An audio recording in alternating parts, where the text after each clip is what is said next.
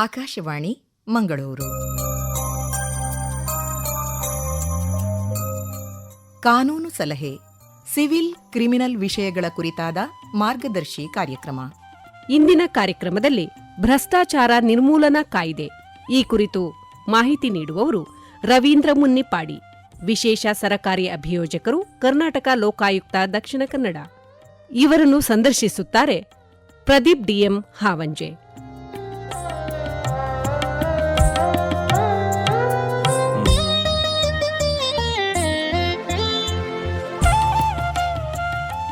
ನಮ್ಮೆಲ್ಲ ಪ್ರೀತಿಯ ಕೇಳುಗರಿಗೆ ಇಂದಿನ ಕಾನೂನು ಸಲಹೆ ಕಾರ್ಯಕ್ರಮಕ್ಕೆ ಪ್ರೀತಿಯ ಸ್ವಾಗತ. ಇಂದಿನ ಕಾನೂನು ಸಲಹೆ ಕಾರ್ಯಕ್ರಮದಲ್ಲಿ ಭ್ರಷ್ಟಾಚಾರ ನಿರ್ಮೂಲನಾ ಕಾಯ್ದೆ ಈ ವಿಷಯದ ಬಗ್ಗೆ ಮಾಹಿತಿಯನ್ನು ನೀಡಲಿದ್ದಾರೆ ಶ್ರೀ ರವೀಂದ್ರ ಮುನ್ನಿಪ್ಪಾಡಿ, ವಿಶೇಷ ಸರಕಾರಿ ಅಭಿಯೋಜಕರು, ಕರ್ನಾಟಕ ಲೋಕಾಯುಕ್ತ ದಕ್ಷಿಣ ಕನ್ನಡ. ಸರ್, ಕಾರ್ಯಕ್ರಮಕ್ಕೆ ಪ್ರೀತಿಯ ಸ್ವಾಗತ. ನಮಸ್ಕಾರ ಸರ್, ಮೊದಲನೇದಾಗಿ ಭ್ರಷ್ಟಾಚಾರ ತಡೆ ಕಾಯ್ದೆ ಎಂದ್ರೇನು ಮತ್ತು ಅದರ ಉದ್ದೇಶ ಏನು ಅಂತೇಳಿ ಸರ್. ಭ್ರಷ್ಟಾಚಾರ ತಡೆ ಕಾಯ್ದೆ ಅಂದರೆ ಸಾಧಾರಣ 1947ರಲ್ಲಿ ನಮ್ಮ ರಾಷ್ಟ್ರದಲ್ಲಿ ಈ ಭ್ರಷ್ಟಾಚಾರಕ್ಕೆ ಸಂಬಂಧಪಟ್ಟ ಕಾನೂನಿನ ಅನುಷ್ಠಾನ ಇದ್ದರೂ ಕೂಡ ಅದು ಸರಿಯಾದ ರೀತಿಯಲ್ಲಿ ನಮ್ಮ ರಾಷ್ಟ್ರದಲ್ಲಿ ಅನುಷ್ಠಾನಕ್ಕೆ ಆಗಲಿಲ್ಲ ಎನ್ನುವಂಥ ಹಿನ್ನೆಲೆಯಲ್ಲಿ ಈ ಎಲ್ಲ ಅಂಶಗಳನ್ನು ಕೂಡಿಕೊಂಡು ಮತ್ತು ಭಾರತೀಯ ದಂಡ ಸಂಹಿತೆಯಲ್ಲಿ ಕೂಡ ಕಲಂ 161ರಿಂದ 165 ಅಡಿಯಲ್ಲಿ ಈ ಕಾಯ್ದೆಯ ಬಗ್ಗೆ ಉಲ್ಲೇಖ ಇದ್ದರೂ ಕೂಡ ಅದು ಸರಿಯಾದ ರೂಪದಲ್ಲಿ ಕಾರ್ಯಾಚರಣೆಗೆ ಬಂದಿಲ್ಲ ಎನ್ನುವಂಥ ಎಲ್ಲ ಹಿನ್ನೆಲೆಯಲ್ಲಿ 1988ರಲ್ಲಿ ಭ್ರಷ್ಟಾಚಾರ ತಡೆ ಕಾಯ್ದೆಯನ್ನು ನಮ್ಮ ರಾಷ್ಟ್ರದಲ್ಲಿ ಜಾರಿಗೆ ತಂದದ್ದು. ಭ್ರಷ್ಟಾಚಾರ ತಡೆ ಕಾಯ್ದೆ ಅಂದರೆ ಮುಖ್ಯವಾಗಿ ಇದಕ್ಕೆ ಸರಿಯಾದಂಥ ಒಂದು ಡೆಫಿನಿಷನನ್ನು ನಾವು ಎಲ್ಲಿಯೂ ಕೂಡ ಉಲ್ಲೇಖ ಮಾಡಿದ್ದು ಕಂಡುಬರೋದಿಲ್ಲ. ಆದರೆ ಸಾಧಾರಣವಾಗಿ ಓರ್ವ ಸಾರ್ವಜನಿಕ ಸೇವಕ ಅಥವಾ ಸರ್ಕಾರಿ ನೌಕರ ತಾನು ಮಾಡುವಂಥ ಸಂದರ್ಭದಲ್ಲಿ ಸರ್ಕಾರದಿಂದ ಪಡೆಯುವಂಥ ಸಂಬಳವನ್ನು ಪಡೆಯುವುದರ ಜೊತೆಗೆ ಅದು ಅವನ ಹಕ್ಕು. ಆ ಸಂಬಳ ಪಡೆಯುವುದರ ಜೊತೆಗೆ ಇನ್ನೂ ಪೂರಕವಾಗಿ ಬೇರೆ ರೀತಿಯಲ್ಲಿ ಸಾರ್ವಜನಿಕರಿಂದ ಒಂದು ರೀತಿಯಲ್ಲಿ ವೇತನದ ಹೊರತಾಗಿ ಬೇರೆ ರೀತಿಯಲ್ಲಿ ಬಕ್ಷಿಸನ್ನು, ಅಂದರೆ ಅದು ಲಂಚದ ರೂಪದಲ್ಲಿ ಹಣ ಆಗಿರ್ಬೋದು ಅಥವಾ ಬೇರೆ ಬೇರೆ ರೂಪದಲ್ಲಿ ಪಡೆಯುವಂಥದ್ದನ್ನು ನಾವು ಇಲ್ಲಿ ಸಾಧಾರಣವಾಗಿ ಭ್ರಷ್ಟಾಚಾರಕ್ಕೆ ಪೂರಕವಾದಂಥ ಒಂದು ಡೆಫಿನಿಷನ್ ವ್ಯಾಖ್ಯೆಯನ್ನು ಕೊಡುವಂಥದ್ದು ಇಲ್ಲಿ ಕಂಡುಬರ್ತದೆ. ಮತ್ತು ಕೇವಲ ಇದು ಅಲ್ಲದೆ ಭ್ರಷ್ಟಾಚಾರ ಎಂದರೆ ಯಾವ ರೀತಿಯಲ್ಲಿ ಬರ್ತದೆ ಅಂತ ಹೇಳಿದರೆ, ಕೇವಲ ತಾನು ಓರ್ವ ಸಾರ್ವಜನಿಕ ತನ್ನ ಕಚೇರಿಗೆ ಹೋಗಿ ಸಾರ್ವಜನಿಕ ಅಧಿಕಾರಿಯೊಂದಿಗೆ ಮಾತನಾಡಿಕೊಂಡು ಅವನ ಕಡತಕ್ಕೆ ಸಂಬಂಧಪಟ್ಟ ಹಾಗೆ ಬೇಕಾದಂಥ ಒಂದು ಮಾಹಿತಿಯನ್ನು ಪಡೆಯುವಂಥ ಸಂದರ್ಭದಲ್ಲಿ ಸಾರ್ವಜನಿಕ ಅಧಿಕಾರಿ, ಪಬ್ಲಿಕ್ ಸರ್ವೆಂಟ್ ಆ ಕಡತಕ್ಕೆ ಸರಿಯಾದಂಥ ಇಲೆವರಿ ಮಾಡದೆ ಅದನ್ನು ಉದ್ದೇಶಪೂರ್ವಕವಾಗಿ ವಿಳಂಬ ಮಾಡಿಕೊಂಡು ಅಲ್ಲಿ ಒಂದು ರೀತಿಯ ಭ್ರಷ್ಟಾಚಾರಕ್ಕೆ ಒಂದು ಪ್ರೇರಣೆ ನೀಡುವಂಥದ್ದು, ಅಂದರೆ ಹಣವನ್ನು ಕೇಳುವಂಥದ್ದು. ಅದು ಕೇವಲ ಹಣ ಮಾತ್ರ ಅಲ್ಲದೆ ಬೇರೆ ರೀತಿಯಲ್ಲಿ ಅದಕ್ಕೆ ಪ್ರತಿಫಲವಾಗಿ ಬೇರೆ ಬೇರೆ ಉಡುಗೊರೆಗಳನ್ನು ಸ್ವೀಕರಿಸುವುದು, ಬೇರೆ ಬೇರೆ ಆಸ್ತಿಗಳನ್ನು ಕೂಡ ಮಾಡಬಹುದು, ಅಥವಾ ಅಪ್ರತ್ಯಕ್ಷವಾಗಿ ಬೇರೆ ಒಂದು ರೀತಿಯ ಸಂದೇಶವನ್ನು ನೀಡಿ ಒಂದು ರೀತಿಯಲ್ಲಿ ಭ್ರಷ್ಟಾಚಾರಕ್ಕೆ ಪ್ರೋತ್ಸಾಹ ನೀಡುವುದು, ಅಂದರೆ ಭ್ರಷ್ಟಾಚಾರದ ಮುಖಾಂತರ ಹಣವನ್ನು ಪಡೆಯುವುದು ಇಲ್ಲಿ ಮುಖ್ಯವಾದಂಥ ಒಂದು ಅಂಶ ನಾವು ಕಾಣ್ತೇವೆ. ಸರ್, ಈಗ ಭ್ರಷ್ಟಾಚಾರ ತಡೆ ಕಾಯ್ದೆಯಲ್ಲಿ ಯಾರನ್ನು ಒಳಗೊಳ್ತದೆ ಅಂತೇಳಿ? ಇಲ್ಲಿ ಮುಖ್ಯವಾಗಿ ಭ್ರಷ್ಟಾಚಾರ ತಡೆ ಕಾಯ್ದೆಯಲ್ಲಿ ನಾವು ಸರ್ವಸಾಮಾನ್ಯವಾಗಿ ಎಲ್ಲರನ್ನೂ ತರಲಿಕ್ಕೆ, ಅವರಲ್ಲಿ ಆರೋಪಿಯನ್ನಾಗಿ ಮಾಡಲಿಕ್ಕೆ ಬರುವುದಿಲ್ಲ. ಆದರೆ ಮುಖ್ಯವಾಗಿ ಕರ್ನಾಟಕಕ್ಕೆ ಸಂಬಂಧಪಟ್ಟಾಗಿ ಓರ್ವ ಸಾರ್ವಜನಿಕ ಅಧಿಕಾರಿ, ಪಬ್ಲಿಕ್ ಸರ್ವೆಂಟ್, ಸಾರ್ವಜನಿಕ ನೌಕರ ಆ ಒಂದು ಕಾಯ್ದೆ ಅಡಿಯಲ್ಲಿ ಬರುವಂಥ ಪ್ರಮುಖ ವ್ಯಕ್ತಿ ಆಗಿರುತ್ತೆ. ಅಂದರೆ ಅವು ಸರ್ಕಾರಿ ಎಂಪ್ಲಾಯ್ ಆಗಿರ್ತಾರೆ. ಅವ ಸರ್ಕಾರದಿಂದ ಸಂಬಳ ಪಡೆಯುವುದರ ಜೊತೆಗೆ ಬೇರೆ ರೀತಿಯಲ್ಲಿ ಕೂಡ ಭ್ರಷ್ಟಾಚಾರದ ಮೂಲಕ ಹಣವನ್ನು ಪಡೆಯುವಂಥ ಆ ಅಧಿಕಾರಿ ಆದರೆ ಇಲ್ಲಿ ಆ ವ್ಯಕ್ತಿಗಳು ಸಾಧಾರಣ ಸಾರ್ವಜನಿಕ ನೌಕರರು. ಮತ್ತು ಮುಖ್ಯವಾಗಿ ಯಾವುದೇ ಒಂದು ಇಲಾಖೆಯಲ್ಲಿ ಸರ್ಕಾರದಿಂದ ಯಾರು ಅನುದಾನವನ್ನು ಪಡೆಯುತ್ತಾರೆ, ಅದು ಸಂಸ್ಥೆ ಆಗಿರ್ಬೋದು ಅಥವಾ ಆ ಸಂಸ್ಥೆಯಲ್ಲಿ ದುಡಿಯುವಂಥ ನೌಕರರು, ಅದು ವಿಶ್ವವಿದ್ಯಾಲಯಕ್ಕೆ ಸಂಬಂಧಪಟ್ಟಂಥ ವಿಶ್ವವಿದ್ಯಾಲಯದ ಅಧಿಕಾರಿ ವರ್ಗ ಇರ್ಬೋದು ಅಥವಾ ಕೆಲವೊಂದು ಪುರಸಭೆಯ ವರ್ಗ ಇರಬಹುದು, ಮತ್ತು ಇನ್ನೂ ಹಲವಾರು ಎಲ್ಲ ಇಲಾಖೆಗಳು ಒಟ್ಟು ಸರ್ಕಾರದಿಂದ ಅನುದಾನ ಪಡೆಯುವಂಥ, ಸರ್ಕಾರದ ಸಂಬಳವನ್ನು ಪಡೆಯುವಂಥ ವ್ಯಕ್ತಿಗಳು ಇಲ್ಲಿ ಈ ಭ್ರಷ್ಟಾಚಾರ ತಡೆಯಲ್ಲಿ ಬರುವಂಥ ಪ್ರಮುಖ ವ್ಯಕ್ತಿಗಳಾಗಿರ್ತಾರೆ ಮತ್ತು ಅದರ ಒಂದು ಭಾಗ. ಸರ್, ಈಗ ಭ್ರಷ್ಟಾಚಾರ ತಡೆ ಕಾಯ್ದೆಯಲ್ಲಿ ಬರುವಂಥ ಮುಖ್ಯ ಅಪರಾಧಗಳು ಯಾವುದೆಲ್ಲ ಅಂತೇಳಿ? ಇಲ್ಲಿ ಭ್ರಷ್ಟಾಚಾರ ತಡೆ ಬರುವಂಥ ಮುಖ್ಯ ಅಪರಾಧಗಳಂದರೆ, ಕೆಲವು ಸಂದರ್ಭದಲ್ಲಿ ಓರ್ವ ಸಾಮಾನ್ಯ ನಾಗರಿಕ ಒಂದು ಕಚೇರಿಗೆ ಹೋಗಿ ಅವನು ಒಂದು ಕಡತವನ್ನು ಮುಂದುವರಿಸಬೇಕಾದ್ರೆ, ಅಂದರೆ ಕಡತವನ್ನು ಮೂವ್ ಮಾಡಬೇಕಾದ್ರೆ ಆ ಸಂದರ್ಭದಲ್ಲಿ ಆ ಕಡತ ಸರಿಯಾದ ರೀತಿಯಲ್ಲಿ ಇದ್ದರೂ ಕೂಡ ಅಲ್ಲಿ ಆ ಸಾರ್ವಜನಿಕನಿಗೆ ಆ ಸರ್ಕಾರಿ ನೌಕರ ತನ್ನ ಕೆಲಸ ಮಾಡುವ ಬದಲು ಅಪ್ರತ್ಯಕ್ಷವಾಗಿ ಅಂದರೆ ಇಂಡೈರೆಕ್ಟಾಗಿ ಕಡತದಲ್ಲಿ ಕೆಲವೊಂದು ಲೋಪದೋಷಗಳು ಇಲ್ಲದಿದ್ದರೂ ಕೂಡ ಲೋಪದೋಷ ಇದೆ ಅಂತ ಹೇಳಿಕೊಂಡು ಕಡತವನ್ನು ವಿಲೆ ಮಾಡುವಂಥದ್ದು. ಆ ಸಂದರ್ಭದಲ್ಲಿ ಈ PC ಆ್ಯಕ್ಟಿಗೆ ಭ್ರಷ್ಟಾಚಾರಕ್ಕೆ ಸಂಬಂಧಪಟ್ಟಂಥ ಇಲ್ಲಿ ಪ್ರಕರಣವನ್ನು ದಾಖಲಿಸಬಹುದು. ಮತ್ತು ಹಲವಾರು ಕಡೆಗಳಲ್ಲಿ ಸಾಧಾರಣವಾಗಿ ಈ ಅಧಿಕಾರಿಗಳು ಲಂಚಕ್ಕೆ ಬೇಡಿಕೆ ಸಲ್ಲಿಸುವಂಥದ್ದು, ಸಾರ್ವಜನಿಕ ಪಬ್ಲಿಕ್ ಸರ್ವೆಂಟ್ಸ್ ಸಾರ್ವಜನಿಕ ನೌಕರರು ಇಲ್ಲಿ ಈ ಲಂಚಕ್ಕೆ ಬೇಡಿಕೆ ಸಲ್ಲಿಸುವಂಥ ಸಂದರ್ಭದಲ್ಲಿ ಇದೆಲ್ಲ ಈ ಭ್ರಷ್ಟಾಚಾರಕ್ಕೆ ಸಂಬಂಧಪಟ್ಟಕ್ಕೆ ಬರುವಂಥ ಪ್ರಕರಣ. ಮತ್ತು ಅದು ಅಲ್ಲದೆ ಕೆಲವು ಸಂದರ್ಭದಲ್ಲಿ ಕೆಲವು ಇಲಾಖೆಗಳಲ್ಲಿ ದಾಖಲೆಗಳನ್ನು ಕೂಡ ಫೋರ್ಜರಿ ಮಾಡುವಂಥದ್ದು, ಸರಿಯಾದಂಥ ದಾಖಲೆಗಳನ್ನು ಮೇಂಟೈನ್ ಮಾಡದೆ ತನ್ನ ಸ್ವಂತ ಲಾಭಕ್ಕಾಗಿ ಸರ್ಕಾರಕ್ಕೆ ಸಂಬಂಧಪಟ್ಟ ಯಾವುದೇ ಕಡತಗಳನ್ನು ಸರಿಯಾಗಿ ಇಲೆವರಿ ಮಾಡದೆ ದಾಖಲೆಗಳನ್ನು ವಂಚಿಸಿಕೊಂಡು ದಾಖಲೆಗಳನ್ನು ಫೋರ್ಜರಿ ಮಾಡಿಕೊಂಡು ಸರ್ಕಾರಕ್ಕೆ ಮತ್ತು ಇಲಾಖೆಗೆ ಆರ್ಥಿಕ ನಷ್ಟವನ್ನುಂಟು ಮಾಡುವುದು. ಆ ಮುಖಾಂತರ ಇದು ಕೂಡ ಒಂದು ಭ್ರಷ್ಟಾಚಾರಕ್ಕೆ ಸಂಬಂಧಪಟ್ಟಾಗಿ ಬರುವಂಥ ಕಡತಗಳು. ಸರ್, ಭ್ರಷ್ಟಾಚಾರ ತಡೆ ಕಾಯ್ದೆಯಲ್ಲಿ ಲಂಚ ಅಂತ ಹೇಳಿದರೆ ಏನು ಅಂತೇಳಿ? ಈಗಾಗಲೇ ನಾನು ಉಲ್ಲೇಖ ಮಾಡಿದಾಗೆ ಭ್ರಷ್ಟಾಚಾರ ತಡೆ ಕಾಯ್ದೆಯಲ್ಲಿ ಲಂಚ ಅಂದರೆ ಸಾಧಾರಣವಾಗಿ ಓರ್ವ ಸಾಮಾನ್ಯ ವ್ಯಕ್ತಿ ಒಂದು ಕಚೇರಿಗೆ ಬಂದು ತನ್ನ ಕೆಲಸಕ್ಕೆ ಸಂಬಂಧಪಟ್ಟ ಹಾಗೆ ಆ ಪಬ್ಲಿಕ್ ಸರ್ವೆಂಟ್ ಅಥವಾ ಸಾರ್ವಜನಿಕ ನೌಕರ ಅವರಲ್ಲಿ ಬಂದು ಆ ಕಡತದ ಬಗ್ಗೆ ವಿಲೇವಾರಿ ಮಾಡಿದಾಗ ನಿಜವಾಗಿ ಆ ಸಾರ್ವಜನಿಕರು ಆ ಕಡತಕ್ಕೆ ಸಂಬಂಧಪಟ್ಟ ಹಾಗೆ ಯಾವುದೇ ಹಣ ಪೇಮೆಂಟ್ ಸರ್ಕಾರಕ್ಕೆ ಸಲ್ಲುವಂಥದ್ದನ್ನು ಕಟ್ಟಲೇಬೇಕು, ಅದು ರೂಢಿ. ಆದರೆ ಅಲ್ಲಿ ಆ ಹಣವನ್ನು ಕಟ್ಟುವ ಬದಲು ಅಲ್ಲೇ ಇನ್ನೂ ಜಾಸ್ತಿ ಇಲ್ಲ ಸಲ್ಲದ ನೆಪಗಳನ್ನು ಹೇಳಿಕೊಂಡು ಆ ಬಂದಂಥ ಸಾರ್ವಜನಿಕರಿಂದ ಬೇರೆ ದಾರಿಯಲ್ಲಿ ಅಡ್ಡ ದಾರಿಯಲ್ಲಿ ಹಣವನ್ನು ಒಂದು ರೀತಿಯಲ್ಲಿ ಸಂಗ್ರಹಿಸುವುದನ್ನು ಸಾಧಾರಣವಾಗಿ ನಾವು ಲಂಚ ಅಥವಾ ಅಂತ ಹೇಳಿ ನಾವು ಹೇಳಬಹುದು. ಸರ್, ಈಗ ಭ್ರಷ್ಟಾಚಾರದಲ್ಲಿ ಒಬ್ಬ ಅಧಿಕಾರಿ ಸಿಲ್ಕೊಂಡಿದ್ದಾನೆ, ಆ ಒಂದು ತನಿಖೆಯನ್ನು ವಿಚಾರಣೆ ಮಾಡುವಂಥ ಅಧಿಕಾರಿ ಯಾರಿಗಿದೆ ಅಂತೇಳಿ? ಇಲ್ಲಿ ಭ್ರಷ್ಟಾಚಾರಕ್ಕೆ ಸಂಬಂಧಪಟ್ಟಂಥ ಮುಖ್ಯವಾಗಿ ಭ್ರಷ್ಟಾಚಾರಕ್ಕೆ ಸಂಬಂಧಪಟ್ಟ ಹಾಗೆ ನಮ್ಮ ಜಿಲ್ಲೆಗೆ ಸಂಬಂಧಪಟ್ಟ ಹಾಗೆ ಜಿಲ್ಲೆಯಲ್ಲಿ ಲೋಕಾಯುಕ್ತ ಸಂಸ್ಥೆಯ ಅದು ಪೊಲೀಸ್ ಠಾಣೆ, ಬಟ್ ಪೂರ್ಣ ಅಧಿಕಾರ ಪೊಲೀಸ್ ಠಾಣೆಗೆ ಸಂಬಂಧಪಟ್ಟ ಹಾಗೆ ಪೂರ್ಣ ಅಧಿಕಾರವನ್ನು ಲೋಕಾಯುಕ್ತ ಪೊಲೀಸ್ ಠಾಣೆಗೆ ನೀಡಿದೆ.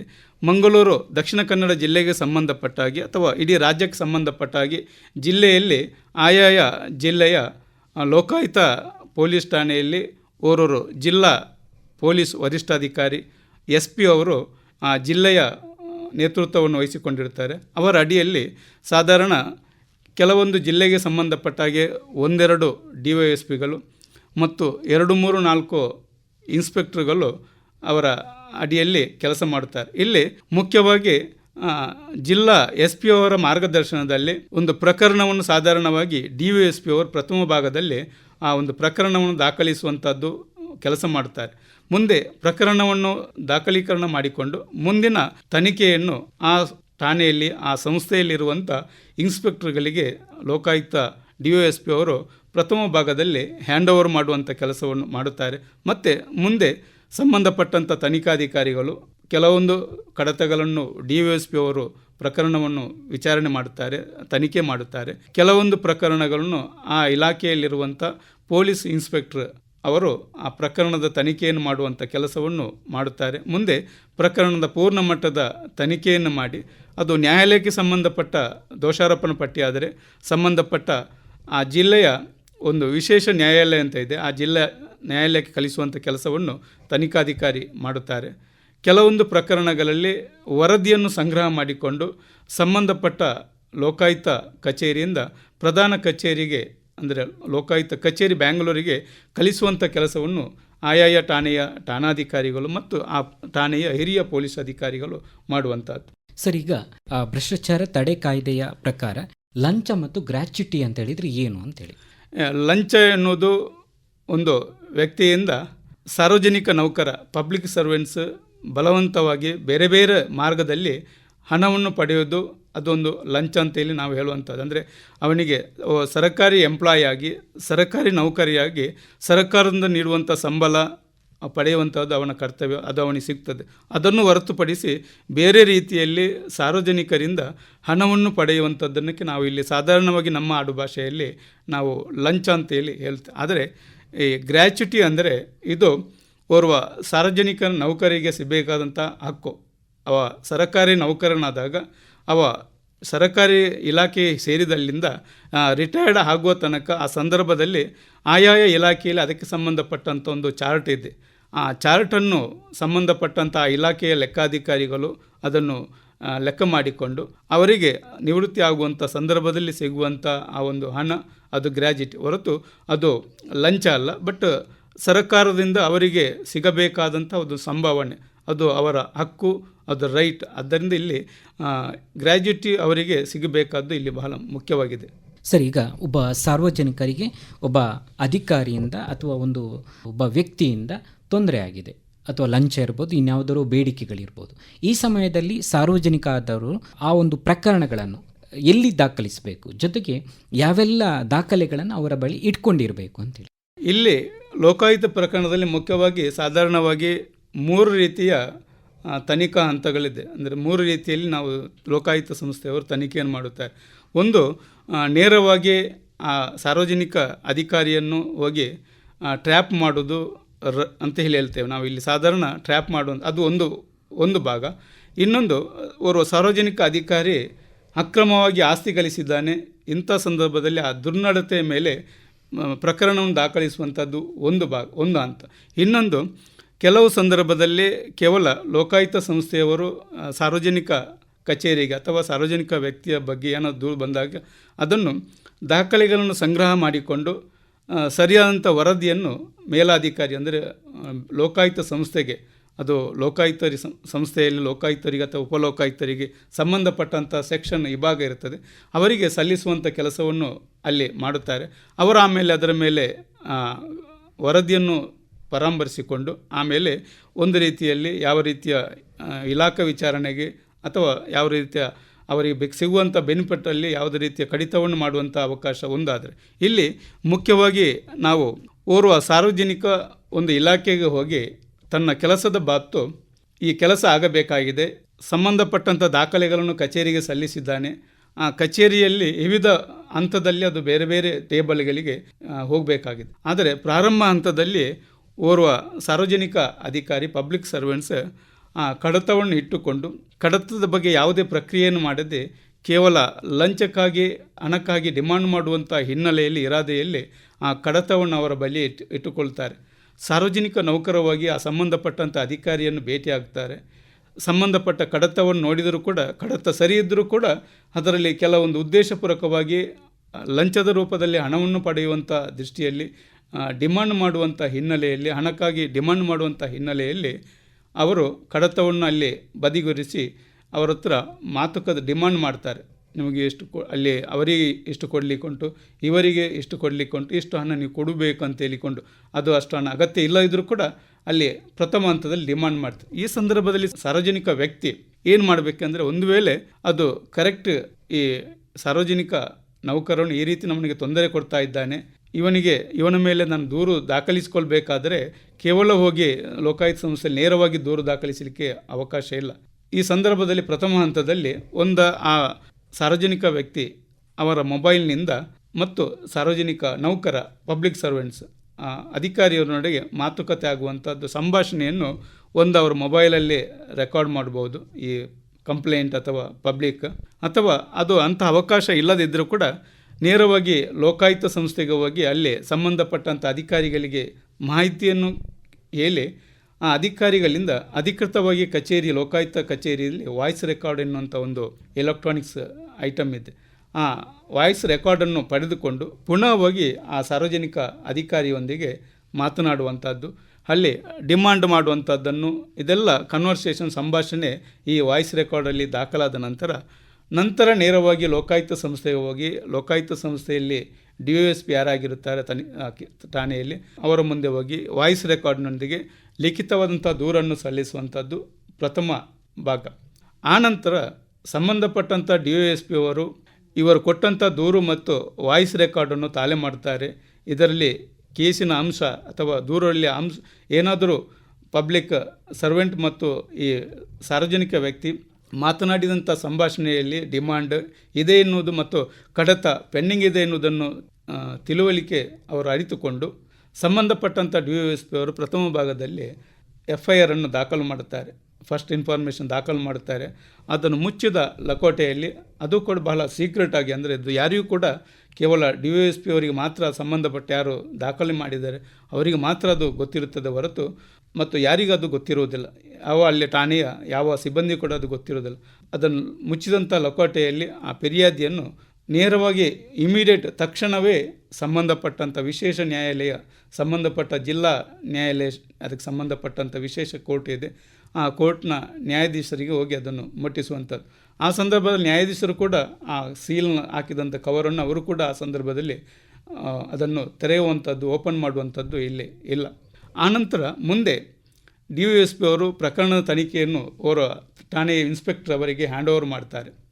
ಹ್ಯಾಂಡ್ ಓವರ್ ಮಾಡಿದ ನಂತರ ಇನ್ಸ್ಪೆಕ್ಟರ್ಗಳು ಮುಂದಿನ ತನಿಖೆಯಲ್ಲಿ ಪ್ರಥಮ ಭಾಗದಲ್ಲಿ ಇಲ್ಲಿ ಫಿರ್ಯಾದಿದಾರರೊಂದಿಗೆ ಆ ಪ್ರಕರಣದ ತನಿಖೆಗೆ ಇಬ್ಬರು ಸಾಕ್ಷಿದಾರರನ್ನು ಕರೆಸುವಂಥದ್ದು ಇಲ್ಲಿ ಒಂದು ಕ್ರಮ. ಈ ಸಾಕ್ಷಿದಾರರು ಹೆಚ್ಚಾಗಿ ಅದು ಮ್ಯಾಂಡೇಟರಿ, ಅವರು ಪಬ್ಲಿಕ್ ಸರ್ವೆಂಟ್ ಆಗಿರುತ್ತಾರೆ. ಅಂದರೆ ಬೇರೆ ಇಲಾಖೆಯಲ್ಲಿ ಒಂದು 35ರಿಂದ 50 ವರ್ಷದ ಒಳಗಿನ ವ್ಯಕ್ತಿ ಆಗಿರಬೇಕು. ಅವರು ಫಸ್ಟ್ ಡಿವಿಷನ್ ಆಗಿರ್ಬಾರ್ದು, ಸೆಕೆಂಡ್ ಡಿವಿಷನ್ ಆಗಿರ್ಬೋದು. ಅಂತೂ ಆ ಇಲಾಖೆಯ ಆ ಮೇಲಾಧಿಕಾರಿಗಳ ಮುಖಾಂತರ ಆ ಇಲಾಖೆ ಇಬ್ಬರು ಸಾಕ್ಷಿದಾರರನ್ನು ಲೋಕಾಯುಕ್ತ ಸಂಸ್ಥೆ ಕರೆಸಿಕೊಳ್ತಾರೆ. ಅಲ್ಲಿ ಈ ಫಿರ್ಯಾದಿದಾರರು ಮತ್ತು ಆರೋಪಿ ಈ ಅಧಿಕಾರಿ ಮಾತನಾಡಿದಂಥ ಸಂಭಾಷಣೆ ಕೇಳಿಸ್ತಾರೆ. ಆಮೇಲೆ ಅಲ್ಲಿ ಎಷ್ಟು ಅವರು ಆ ದಿವಸ ಹಣಕ್ಕೆ ಡಿಮಾಂಡ್ ಮಾಡಿದ್ದಾರೆ, ಆ ಡಿಮಾಂಡ್ ಮಾಡಿದ ಹಣವನ್ನು ಈ ಫಿರ್ಯಾದಿದಾರರಿಂದ ತನಿಖಾಧಿಕಾರಿ ಅವರು ತೆಗೆದುಕೊಳ್ತಾರೆ. ಅಲ್ಲಿ ಬಂದಂಥ ಇಬ್ಬರು ಸಾಕ್ಷಿದಾರರ ಸಮಕ್ಷಮದಲ್ಲಿ ಆ ಹಣವನ್ನು ಪಡೆದುಕೊಂಡಂಥ ಹಣದ ನಂಬರನ್ನು ನೋಟು ಮಾಡ್ತಾರೆ. ಯಾಕಂದರೆ ಆ ನಂಬರು ಚೇಂಜ್ ಆಗಬಾರ್ದು. ಮುಂದೆ ಆ ವ್ಯಕ್ತಿಗೆ ಹೋಗಿ ಕೊಟ್ಟು ಆ ವ್ಯಕ್ತಿ ಅದನ್ನು ಸ್ವೀಕರಿಸಿದ ನಂತರ ಪುನಃ ನಂಬರನ್ನು ತನಿಖಾಧಿಕಾರಿಯವರು ಎಲ್ಲ ಸಾಕ್ಷಿದಾರರ ಸಮಕ್ಷಮದಲ್ಲಿ ತಾಳೆ ಮಾಡಲಿಕ್ಕಿದೆ. ಅದಕ್ಕೋಸ್ಕರ ಅದನ್ನು ಪ್ರಾರಂಭದಲ್ಲಿ ನಂಬರನ್ನು ತಾಳೆ ಮಾಡುವಂಥ ಕೆಲಸವನ್ನು ತನಿಖಾಧಿಕಾರಿಯವರು ಮಾಡುತ್ತಾರೆ. ಮತ್ತು ಅಲ್ಲಿ ಓರ್ವ ಸಾಕ್ಷಿದಾರರ ಸಮಕ್ಷಮದಲ್ಲಿ ಆ ಫಿರ್ಯಾದಿದಾರರು ಕಂಪ್ಲೇಂಟ್ ಕೊಟ್ಟಂಥ ನೋಟಿಗೆ ಅಲ್ಲಿ ಪೌಡರೊಂದು ಹಾಕ್ತಾರೆ, ಫಿನಾಲ್ಫಥಿನ್ ಪೌಡರ್ ಅಂತೇಳಿ ಹೇಳ್ತಾರೆ. ಅಂದರೆ ಅದು ಮುಟ್ಟಿದಾಗ ಅದನ್ನು ಸೋಡಿಯಂ ಕಾರ್ಬನೇಟ್ ದ್ರಾವಣದಲ್ಲಿ ಆ ವ್ಯಕ್ತಿ ಅದನ್ನು ಮುಟ್ಟಿದಾಗ ಸೋಡಿಯಂ ಕಾರ್ಬನೇಟ್ ದ್ರಾವಣದಲ್ಲಿ ಆ ವ್ಯಕ್ತಿಯ ಕೈಯನ್ನು ತೊಲಗಿಸ್ತಾರೆ. ಆವಾಗ ಅದು ಗುಲಾಬಿ ಬಣ್ಣಕ್ಕೆ ಪರಿವರ್ತನೆ ಆಗುವುದು, ಪಿಂಕ್ ಕಲರ್ಗೆ ಪರಿವರ್ತನೆ ಆಗುವಂಥದ್ದು. ಹಾಗೆ ಇಲ್ಲಿ ಇದೆಲ್ಲ ಈ ಒಂದು ರೀತಿಯ ಡೆಮೋವನ್ನು ಲೋಕಾಯುಕ್ತ ಸಂಸ್ಥೆಯಲ್ಲಿ ಫಿರ್ಯಾದಿದಾರರು ಮತ್ತು ಎಲ್ಲ ಸಾಕ್ಷಿದಾರರು ಮತ್ತು ಅಲ್ಲಿರುವಂಥ ಸಿಬ್ಬಂದಿಗಳ ಸಮಕ್ಷಮದಲ್ಲಿ ಮಾಡುತ್ತಾರೆ. ಇದನ್ನು ಬಹಳ ಗುಪ್ತವಾಗಿ ಇಟ್ಟುಕೊಂಡು ನಂತರ ಯಾವ ಕಚೇರಿಯಲ್ಲಿ ಆ ಪಬ್ಲಿಕ್ ಯಾವ ಅಧಿಕಾರಿಯ ಮೇಲೆ ದೂರು ಕೊಟ್ಟಿದ್ದಾರೆ ಅವರನ್ನು ದಾಳಿ ಮಾಡಲು ಹೋಗಿ ಕಚೇರಿಗೆ ಹೋಗುವಂಥ ಕೆಲಸ ಇಲ್ಲಿ ಮಾಡುವಂಥ ಮೊದಲು ಕೆಲವು ಸಂದರ್ಭದಲ್ಲಿ ತನಿಖಾಧಿಕಾರಿಯವರ ಸಮಕ್ಷಮದಲ್ಲಿ ಫಿರ್ಯಾದಿದಾರರು ನೇರವಾಗಿ ಅವರಿಗೆ ಫೋನ್ ಮಾಡ್ತಾರೆ. ಯಾಕಂದರೆ ಕೆಲವೊಂದು ಸಂದರ್ಭದಲ್ಲಿ ಅಲ್ಲಿ ಅಧಿಕಾರಿಗಳು ಆ ಜಾಗದಲ್ಲಿ ಇರುವುದಿಲ್ಲ, ಅವರೊಂದು ಬೇರೆ ಬೇರೆ ಕಡೆಗಳಿಗೆ ಹೋಗಿರುತ್ತಾರೆ. ಆದರೆ ಫೋನ್ ಮಾಡುವಾಗ ನಾನು ಕಚೇರಿಯಲ್ಲಿದ್ದೇನೆ, ನೀವು ಬನ್ನಿ ಅಂತ ಹೇಳಿಕೊಂಡು ಅವರು ಮಾತನಾಡುತ್ತಾರೆ. ಅದು ಕೂಡ ಸಂಭಾಷಣೆ ಇದು ಮೊಬೈಲಲ್ಲಿ ಏನು ದಾಖಲು ಮಾಡ್ತಾರೆ. ನಂತರ ಮುಂದೆ ತನಿಖಾಧಿಕಾರಿಯವರ ತಂಡ ಆ ಕಚೇರಿಗೆ ದಾಳಿ ಮಾಡಲಿಕ್ಕೆ ಹೋಗುವಾಗ ನೇರವಾಗಿ ಎಲ್ಲರೂ ಒಮ್ಮೆಲೆ ಹೋಗಿ ದಾಳಿ ಮಾಡುವಂಥ ಪ್ರಸಂಗ ಇಲ್ಲಿ ಇಲ್ಲ. ಈ ಪ್ರಕರಣದಲ್ಲಿ ಫಿರ್ಯಾದಿದಾರರು ಮತ್ತು ಅವರಲ್ಲಿ ಇದ್ದಂಥ ಇಬ್ಬರು ಪಂಚರಲ್ಲಿ ಒಬ್ಬ ಸಾಕ್ಷಿದಾರನು ಮಾತ್ರ ಅವರಲ್ಲಿ ಕಲಿಸಿಕೊಡ್ತಾರೆ. ಉಳಿದವರೆಲ್ಲ ಆ ವರಾಂಡದಲ್ಲಿ ದೂರ ನಿಂತುಕೊಳ್ತಾರೆ. ಆಮೇಲೆ ಫಿರ್ಯಾದಿದಾರರು ಹೋಗಿ ಅವರಲ್ಲಿ ಮಾತನಾಡುವ ಸಂದರ್ಭದಲ್ಲಿ ವಾಯ್ಸ್ ರೆಕಾರ್ಡ್ ಅವರ ಕೈಯಲ್ಲಿರ್ತದೆ. ಅದನ್ನು ಕೂಡ ಅವರು ಆನ್ ಮಾಡಿಕೊಂಡಿರ್ತಾರೆ. ಆಮೇಲೆ ಮಾತನಾಡ್ತಾರೆ, ಅವರು ಡಿಮಾಂಡ್ ಮಾಡುವ ಬಗ್ಗೆ, ಮಾತನಾಡುವ ಬಗ್ಗೆ ಮತ್ತು ಹಣ ತೆಗೆದುಕೊಳ್ಳುವ ಬಗ್ಗೆ ಅದೆಲ್ಲ ಅಲ್ಲಿ ಅದರಲ್ಲಿ ದಾಖಲೀಕರಣ ಆಗ್ತದೆ. ಅವರು ಹಣ ಕೊಟ್ಟ ನಂತರ ಒಂದು ಫಿರ್ಯಾದಿದಾರ ಅಥವಾ ಫಿರ್ಯಾದಿದಾರಟ್ಟಿರುವಂಥ ಪಂಚಸಾಕ್ಷಿದಾರರು ಈ ತನಿಖಾಧಿಕಾರಿಗೆ ಅವರಿಗೆ ಸಿಗ್ನಲ್ ಕೊಡ್ತಾರೆ, ಇಂಥವರು ಹಣ ತೆಗೆದುಕೊಂಡಿದ್ದಾರೆ. ಅವರು ತಕ್ಷಣ ಬಂದು ಅಲ್ಲಿ ನಡವಳಿ ಅಂದರೆ ಅವರನ್ನು ಹಿಡಿದುಕೊಳ್ತಾರೆ. ಮೊದಲು 2 ಕೈಯನ್ನು ಹಿಡಿದುಕೊಳ್ತಾರೆ. ಆಮೇಲೆ ಒಂದು ವೇಳೆ ಹಣ ಮುಟ್ಟಿದರೆ ಆ ಹಣ ಪುನಃ ಅಲ್ಲಿ ಆ ವ್ಯಕ್ತಿಯ ಪಬ್ಲಿಕ್ ಸರ್ವೆಂಟ್ನ ಕೈಯನ್ನು ತೊಳೆಯುವಂಥ ಕೆಲಸವನ್ನು ತನಿಖಾಧಿಕಾರಿ ಮಾಡ್ತಾರೆ. ಅದರಲ್ಲಿ ಅದು ಕೂಡ ಗುಲಾಬಿ ಬಣ್ಣಕ್ಕೆ ಬರುವಂಥದ್ದು. ಮತ್ತು ಅಲ್ಲಿ ಬೇಕಾದಂಥ ಎಲ್ಲ ತನಿಖಾಧಿಕಾರಿಗಳು ಯಾವ ರೀತಿಯ ಪ್ರಕ್ರಿಯೆ ಮಹಜರು ಪಂಚನಾಮೆ ಅಂತೇಳಿ ಮಾಡ್ತಾರೆ, ಇದನ್ನೆಲ್ಲ ಪಂಚನಾಮೆಯನ್ನು ಮಾಡಿಕೊಂಡು ಈ ಬಗ್ಗೆ ಪೂರ್ಣವಾದಂಥ ದಾಖಲೆಗಳನ್ನು ಸಂಗ್ರಹಿಸಿಕೊಂಡು ಇಲ್ಲಿ ಆರೋಪಿ ಪಬ್ಲಿಕ್ ಸರ್ವೆಂಟ್ ಈ ರೀತಿ ಹಣ ಪಡೆದುಕೊಂಡದ್ದು ರುಜುವಾತಾಗಿದೆ ಎನ್ನುವಂಥ ಇಲ್ಲಿ ಎಲ್ಲ ತಿಳಿದುಕೊಂಡು ಆ ವ್ಯಕ್ತಿಯನ್ನು ಮುಂದೆ ನ್ಯಾಯಾಧೀಶರ ಮುಂದೆ ಹಾಜರುಪಡಿಸ್ತಾರೆ. ಮತ್ತು ನ್ಯಾಯಾಂಗ ಬಂಧನ ಮತ್ತು ಮುಂದೆ ತನಿಖೆಯನ್ನು ಮಾಡಿ ದೋಷಾರೋಪಣಾ ಪಟ್ಟಿ ಸಲ್ಲಿಸುವುದು ಒಂದು ಭಾಗ. ಆದರೆ ಇನ್ನೊಂದು ಮುಖ್ಯವಾಗಿರುವಂಥದ್ದು, ಇಲ್ಲಿ ಕೂಡ ಕೆಲವೊಂದು ಅಧಿಕಾರಿಗಳ ಮೇಲೆ ಯಾರು ದೂರು ಕೊಡೋದಿಲ್ಲ. ಆದರೆ ಆ ಅಧಿಕಾರಿಗಳು ಸಾಧಾರಣ ಕೆಲಸಕ್ಕೆ ಸೇರಿದ ಅಲ್ಲಿಂದ ಆ ಹಳ್ಳಿಯ ತನಕ ಅವರು ಅಕ್ರಮವಾಗಿ ಹಲವಾರು ಆಸ್ತಿಗಳನ್ನು ಮಾಡಿರ್ತಾರೆ. ಕೆಲವೊಂದು ಮನೆಗಳನ್ನು ಮಾಡಿರ್ತಾರೆ ಅಕ್ರಮವಾಗಿ. ಅಂದರೆ ಎಷ್ಟು ಇದು ಅಧಿಕೃತವಾಗಿ ಮಾಡೋದಕ್ಕಿಂತಲೂ ಅನಧಿಕೃತವಾಗಿ ಕೆಲವೊಂದು ಬೇರೆ ಬೇರೆಯವರ ಹೆಸರಿನಲ್ಲಿ ಅಕ್ರಮ ಮಾಡಿರ್ತಾರೆ. ಮತ್ತು ಬಂಗಾರ, ಬೆಳ್ಳಿ ಇತ್ಯಾದಿ ಹಲವಾರು ಅವರು ಪ್ರಕರಣದಲ್ಲಿ ಅದು ಮುಖ್ಯವಾಗಿ ಆ ಒಂದು ವ್ಯಕ್ತಿ ಸರಕಾರಿ ಕೆಲಸಕ್ಕೆ ಸೇರಿದಾಗಿನಿಂದ ಆ ದಿವಸ ಒಂದು ತನಿಖಾಧಿಕಾರಿಗಳು ಆ ವ್ಯಕ್ತಿಯ ಮೇಲೆ ಮನೆಗೆ ದಾಳಿ ಮಾಡುವಂಥ ಅಲ್ಲಿಯ ತನಕ ಆ ಲೆಕ್ಕಾಚಾರ ಮಾಡ್ತಾರೆ. ಅವರು ಎಷ್ಟು ಇನ್ಕಮ್ ಬೇಕಿತ್ತು, ಇಷ್ಟರಿಂದ ಜಾಸ್ತಿ ಇದ್ದಾಗ ಮುಂದೆ ಅದನ್ನು ಅಕ್ರಮ ಆಸ್ತಿ ಅಂತ ಹೇಳಿಕೊಂಡು ರೈಡ್ ಅಂತ ಹೇಳಿಕೊಂಡು ಮಾಡುವಂಥ. ಸಾಧಾರಣವಾಗಿ ಆ ಸಂದರ್ಭದಲ್ಲಿ ಪ್ರಥಮ ಭಾಗದಲ್ಲಿ ರೈಡ್ ಆಗುವಾಗ ಆರೋಪಿಗಳನ್ನು ಬಂಧಿಸುವಂಥದ್ದು ಅಥವಾ ಅವರನ್ನು ಅರೆಸ್ಟ್ ಮಾಡಿ ಪ್ರೊಡ್ಯೂಸ್ ಮಾಡುವಂಥದ್ದು ಇರೋದಿಲ್ಲ. ಮತ್ತು ಮುಂದೆ ಸರಿಯಾದ ಪ್ರಕರಣ ದಾಖಲಿಸಿಕೊಂಡು ಮಹಾಜರು ಮಾಡಿಕೊಂಡು ಎಲ್ಲವನ್ನು ಕೂಡ ಸರಿಯಾಗಿ ಲೆಕ್ಕಾಚಾರ ಮಾಡಿಕೊಂಡು ಈ ವ್ಯಕ್ತಿ ಅವರು ಅಕ್ರಮವಾಗಿ ಇಂತಿಷ್ಟು ಹಣ ಮಾಡಿದ್ದಾರೆ, ಇಷ್ಟು ಶೇಕಡ ಹಣ ಮಾಡಿದ್ದಾರೆ ಅಂತ ಹೇಳಿಕೊಂಡು ತನಿಖಾಧಿಕಾರಿ ದಾಖಲೆಗಳಿಂದ ಸಂಗ್ರಹ ಮಾಡಿಕೊಂಡು ಮುಂದೆ ಮೇಲಾಧಿಕಾರಿಗಳಿಂದ ಅನುಮೋದನೆಯನ್ನು ಮಾಡಿದುಕೊಂಡು ಆ ವ್ಯಕ್ತಿಯ ಮೇಲೆ ದೋಷಾರೋಪಣಾ ಪಟ್ಟಿ ಸಲ್ಲಿಸುವಂಥ ಇದು ಆರೋಪಿಯ ದುರ್ನಡತೆಗೆ ಸಂಬಂಧಿಸಿದ ಪ್ರಕರಣ. ಅದು ನೇರವಾಗಿ ಟ್ರ್ಯಾಪ್ ಮಾಡುವಂಥ ಪ್ರಕರಣ. ಇಲ್ಲಿ ಈ ಎರಡು ಪ್ರಕರಣ ಲೋಕಾಯುಕ್ತ ಸಂಬಂಧಪಟ್ಟ ಹಾಗೆ ಮುಖ್ಯವಾಗಿರುವಂಥದ್ದು. ಸರ್, ಈಗ ಭ್ರಷ್ಟಾಚಾರ ತಡೆ ಕಾಯ್ದೆಯಲ್ಲಿ ಹೊಸದಾಗಿ ಮಾಡಲಾದಂಥ ತಿದ್ದುಪಡಿಗಳು ಯಾವುದೆಲ್ಲ ಅಂತೇಳಿ ಸರ್? ಮುಖ್ಯವಾಗಿ 2018ರಲ್ಲಿ ಭ್ರಷ್ಟಾಚಾರ ತಡೆಗೆ ಸಂಬಂಧಪಟ್ಟ ಹಾಗೆ ಪ್ರಕರಣಕ್ಕೆ ಸಂಬಂಧಪಟ್ಟ ಹಾಗೆ ಹಲವಾರು ತಿದ್ದುಪಡಿಗಳು, ಎಲ್ಲ ಕಾಯ್ದೆಗೆ ಸಂಬಂಧಪಟ್ಟ ಹಾಗೆ ಹಲವಾರು ತಿದ್ದುಪಡಿಗಳು ಮಾಡಿರುವಂಥದ್ದು.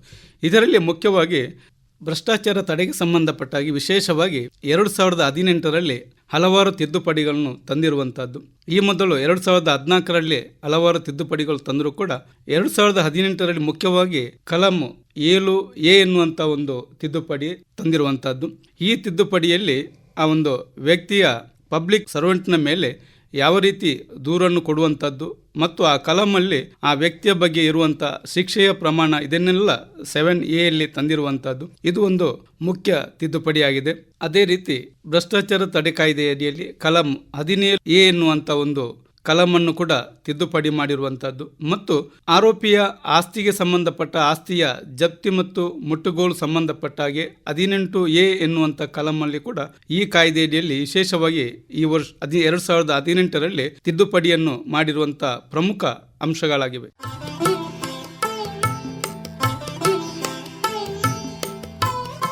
ಸರ್, ಒಬ್ಬ ಸರಕಾರಿ ಅಧಿಕಾರಿ ಭ್ರಷ್ಟಾಚಾರದಲ್ಲಿ ತೊಡಗಿಕೊಂಡು ಅಥವಾ ಹಗರಣದಲ್ಲಿ ಭಾಗಿಯಾಗಿದೆ, ಅದು ಸಾಬೀತಾದಾಗ ಅವನಿಗಿರುವಂತಹ ಶಿಕ್ಷೆ ಇರ್ಬೋದು ಅಥವಾ ದಂಡ ಇರ್ಬೋದು, ಅದರ ಪರಿಣಾಮಗಳು ಏನೆಲ್ಲ ಅಂತ ಹೇಳಿ ಸರ್? ಇಲ್ಲಿ ಮುಖ್ಯವಾಗಿ ಭ್ರಷ್ಟಾಚಾರ ತಡೆ ಕಾಯ್ದೆಯಲ್ಲಿ ಮುಖ್ಯವಾಗಿ ಟ್ರ್ಯಾಪ್ ಆದಂಥ ಸಂದರ್ಭದಲ್ಲಿ ಓರ್ವ ಅಧಿಕಾರಿಗೆ ಆ ಪ್ರಕರಣ ಮಾನ್ಯ ನ್ಯಾಯಾಲಯದಲ್ಲಿ ರುಜುವಾತಾದರೆ ಸಾಧಾರಣ 3 ವರ್ಷಗಳಿಂದ ಮೇಲೆ 7 ವರ್ಷಗಳ ಒಳಗೆ ಇರುವಂಥ ಶಿಕ್ಷೆ ಮತ್ತು ದಂಡವನ್ನು ಕೂಡ ಹಾಕ್ತಾರೆ. ದಂಡ ಸಾಧಾರಣ ಇದು 10,000, 20,000 ಇದೆಲ್ಲ ಇರುವಂಥದ್ದು. ಅದು ಒಂದು ಭಾಗ. ಆದರೆ ಇನ್ನೊಂದು ಓರ್ವ ಆರೋಪಿಗೆ, ಸರ್ಕಾರಿ ಅಧಿಕಾರಿಗೆ ಅವರ ದುರ್ನಡತೆ ಅಂದರೆ ಅಕ್ರಮವಾಗಿ ಆಸ್ತಿ ಜಾಸ್ತಿ ಮಾಡಿದ್ದಾರೆ ಅದು ರುಜುವಾತಾದ ಸಂದರ್ಭದಲ್ಲಿ ಆ ವ್ಯಕ್ತಿಗೆ ಕಲಂ 13ರ ಅಡಿಯಲ್ಲಿ ಆ ವ್ಯಕ್ತಿ ಆರೋಪಿಗೆ ಶಿಕ್ಷೆಯ ಪ್ರಮಾಣ ಇಲ್ಲಿ ಬಹಳ ಮುಖ್ಯವಾಗಿರುವಂಥದ್ದು.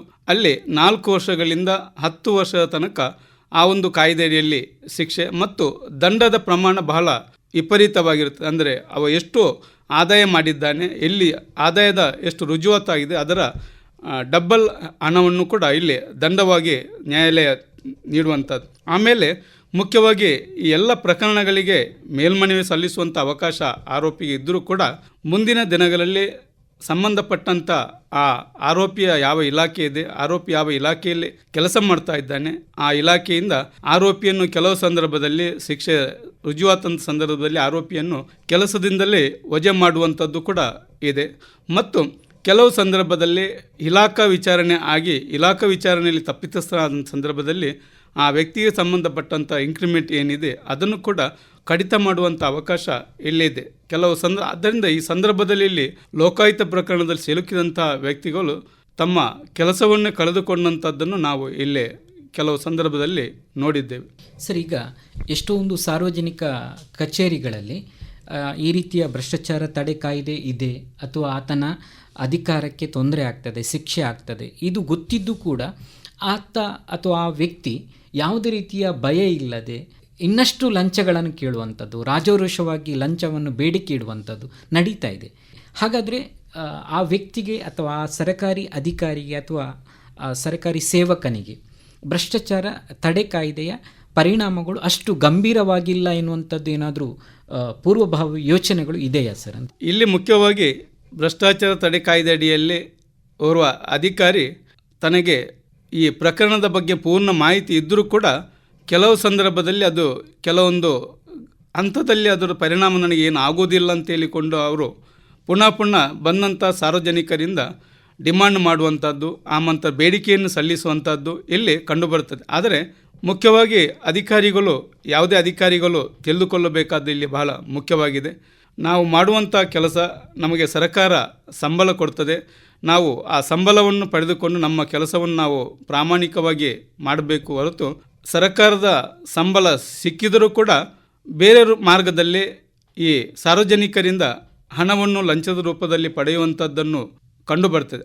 ಅದು ಸಂಬಂಧಪಟ್ಟಂಥ ಲೋಕಾಯುಕ್ತ ಸಂಸ್ಥೆ ಆಗಲಿ ಅಥವಾ ಸರ್ಕಾರ ಆಗಲಿ ಎಷ್ಟೇ ಜನಸಾಮಾನ್ಯರಲ್ಲಿ ಮತ್ತು ಇಲಾಖಾವರಲ್ಲಿ ಜನಜಾಗೃತಿಯನ್ನು ಮೂಡಿಸಿದರೂ ಕೂಡ ಕೆಲವೊಂದು ಅಧಿಕಾರಿಗಳು ಇದರ ಬಗ್ಗೆ ಯಾವುದೇ ಒಂದು ಅರಿವೇ ಇಲ್ಲದ ರೀತಿಯಲ್ಲಿ ವರ್ತಿಸುವಂಥದ್ದನ್ನು ನಾವು ಕಾಣ್ತೇವೆ. ಈ ಎಲ್ಲ ಅಂಶಗಳ ಬಗ್ಗೆ ಪಬ್ಲಿಕ್ ಸರ್ವೆಂಟ್ಸ್ ಅಂದರೆ ಸಾರ್ವಜನಿಕ ನೌಕರರು ಮೊದಲಾಗಿ ಜಾಗೃತರಾಗಬೇಕು.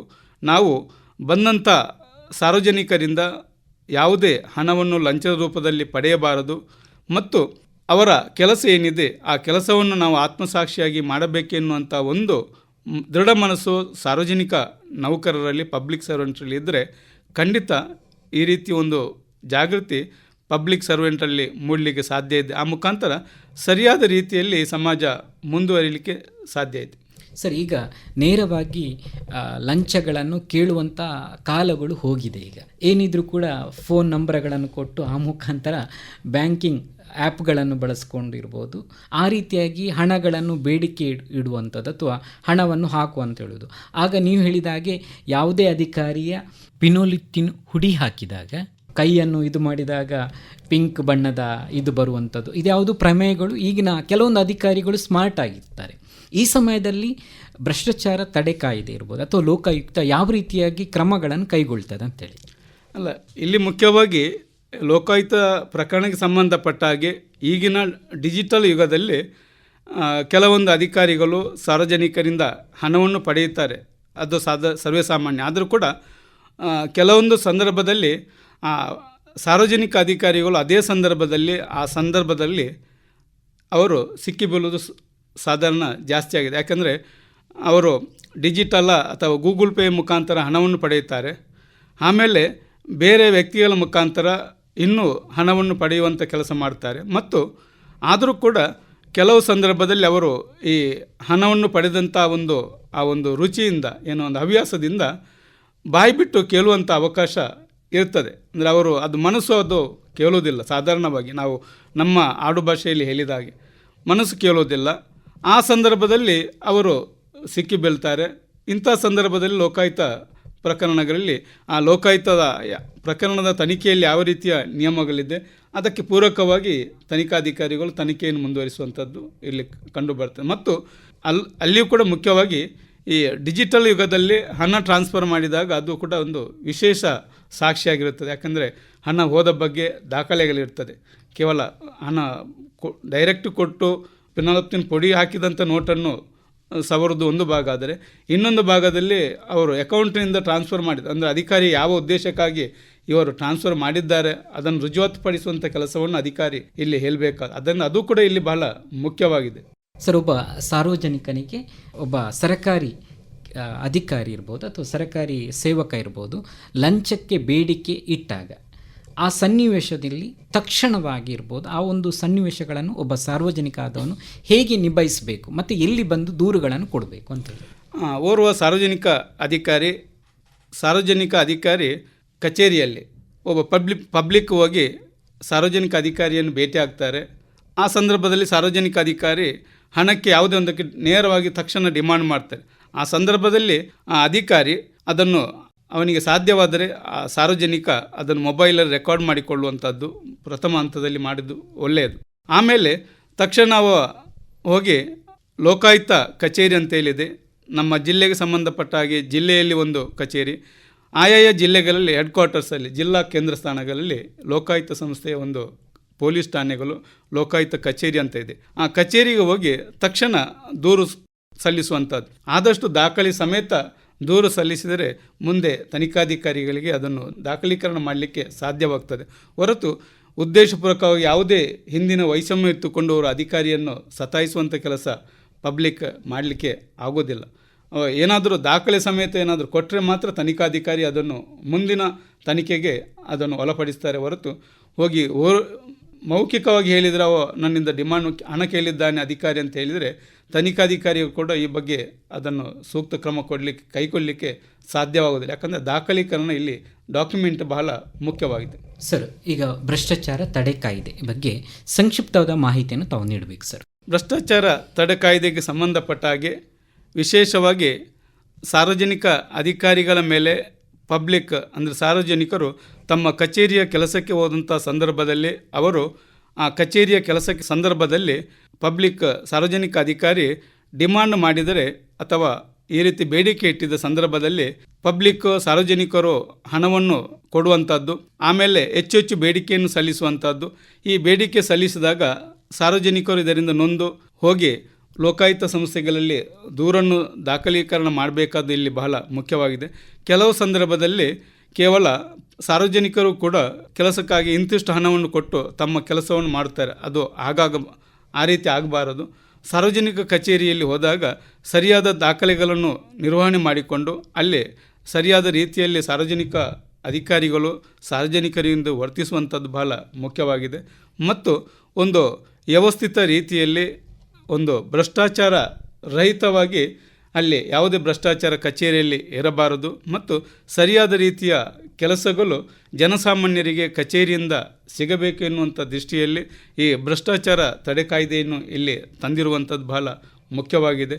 ಇದರ ಬಗ್ಗೆ ಸಾರ್ವಜನಿಕ ಅಧಿಕಾರಿಗಳು ಮತ್ತು ಸಾರ್ವಜನಿಕರು ಎಲ್ಲರೂ ಜಾಗೃತಿಯಲ್ಲಿ ಇರಬೇಕು ಮತ್ತು ಅವರಿಗೆ ಒಂದು ರೀತಿಯ ಅಭಿಯಾನವನ್ನು ಸಾರ್ವಜನಿಕ ಅಧಿಕಾರಿಗೆ ಮತ್ತು ಸಾರ್ವಜನಿಕರು ಕೂಡ ಇಲ್ಲಿ ಅಭಿಯಾನವನ್ನು ಜಾಗೃತಿಯನ್ನು ನೀಡುವಂಥ ಕೆಲಸ ಎಲ್ಲ ಕಡೆಗಳಿಂದ ಆಗಬೇಕು. ಆದಾಗ ಒಂದು ವ್ಯವಸ್ಥಿತ ರೀತಿಯಲ್ಲಿ ಕಚೇರಿಗಳು ಮತ್ತು ಸಾರ್ವಜನಿಕರು ಉತ್ತಮ ರೀತಿಯಲ್ಲಿ ಬಾಂಧವ್ಯವನ್ನು ನಡೆಸಿಕೊಂಡು ಹೋದಾಗ ಒಂದು ವ್ಯವಸ್ಥಿತ ರೀತಿಯಲ್ಲಿ ಸಮಾಜ ಮುಂದುವರಿಯಲಿಕ್ಕೆ ಸಾಧ್ಯ ಇದೆ. ಈ ದೃಷ್ಟಿಯಲ್ಲಿ ಜನಸಾಮಾನ್ಯರು ಜಾಗೃತರಾಗಬೇಕೆನ್ನುವುದು ಭ್ರಷ್ಟಾಚಾರದ ಒಂದು ತಡೆ ಕಾಯ್ದೆಯಡಿಯಲ್ಲಿ ಜನಸಾಮಾನ್ಯರಿಗೆ ನೀಡುವಂಥ ಒಂದು ಮಾಹಿತಿ. ನೀವು ಹೇಳಿದಂತೆ ಭ್ರಷ್ಟಾಚಾರವನ್ನು ತಡೆಯಬೇಕಾದ್ರೆ ಕೇವಲ ಸಾರ್ವಜನಿಕ ಮಾತ್ರ ಅಲ್ಲ, ಸಾರ್ವಜನಿಕ ಸೇವೆಯಲ್ಲಿರುವಂಥ ಅಧಿಕಾರಿ ಅವನ ಪಾತ್ರ ಕೂಡ ಬಹಳ ದೊಡ್ಡದು ಅಂತೇಳಿ ಆ ನಿಟ್ಟಿನಲ್ಲಿ ಭ್ರಷ್ಟಾಚಾರ ಮುಕ್ತವಾದಂತಹ ಸಮಾಜವನ್ನು ನಿರ್ಮಿಸಬೇಕಾದ್ರೆ ಇಲ್ಲಿ ಪ್ರತಿಯೊಬ್ಬ ನಾಗರಿಕನ ಒಂದು ಯೋಚನೆಗಳು ಮತ್ತು ಆತನ ಮನಸ್ಥಿತಿಗಳು ಕೂಡ ಬದಲಾಗಬೇಕಾಗಿದೆ. ಈ ನಿಟ್ಟಿನಲ್ಲಿ ಭ್ರಷ್ಟಾಚಾರ ತಡೆ ಕಾಯ್ದೆಯ ಬಗ್ಗೆ ಸಂಪೂರ್ಣವಾದ ಮಾಹಿತಿಯನ್ನು ತಾವು ಕೇಳುಗರಿಗೆ ತಾವು ತಿಳಿಸಿದಿರಿ ಸರ್. ತಮಗೆ ಮಂಗಳೂರು ಆಕಾಶವಾಣಿ ಕೇಂದ್ರದ ಪರವಾಗಿ ಮತ್ತು ಎಲ್ಲ ಕೇಳುಗರ ಪರವಾಗಿ ತಮಗೆ ತುಂಬು ಹೃದಯದ ಧನ್ಯವಾದಗಳು ಸರ್. ನಮಸ್ಕಾರ.